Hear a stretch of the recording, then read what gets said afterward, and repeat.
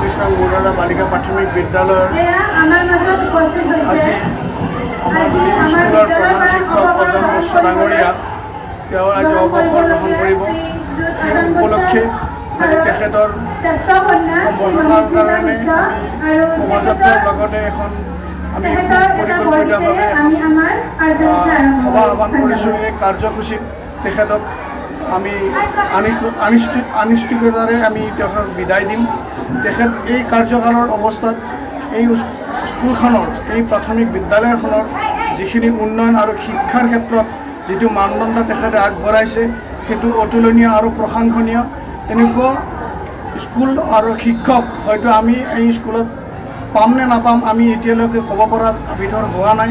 মই আজি প্ৰায় 8 বছৰ ধৰি এই স্কুলখনত মোৰ ল'ৰা আৰু মোৰ ছোৱালী ইয়াত পাঠদান কৰিছে, সুখ্যাতিৰে উত্তীৰ্ণ হৈছে। গতিকে তেখেতক মই আজি এই চেগতে অশেষ ধন্যবাদ জ্ঞাপন কৰিছোঁ, লগতে তেখেতৰ দীৰ্ঘায়ু কামনা কৰিছোঁ। মই কৃষ্ণ মুৰাৰা প্ৰাথমিক বিদ্যালয়ৰ মাতৃত্বৰ সদস্য হিচাপে মই স্কুলত আছোঁ আৰু মোৰ ল'ৰা ছোৱালী স্কুলত আছে। আজি ছাৰক বিদায় দিয়া আমাৰ এটা বহুত দুখৰ বিষয়, তাৰমানে বহুত দুখ লাগি আছে। কি বুলি ক'ম মানে ক'বৰ ভাষা নাই। কিন্তু ছাৰে আমাৰ স্কুলৰ কাৰণে বা আমাৰ ল'ৰা ছোৱালীৰ কাৰণে বহুত যথেষ্ট কৰিছে, তাৰমানে আমি ভাবিব নোৱাৰাকৈ কৰিছে।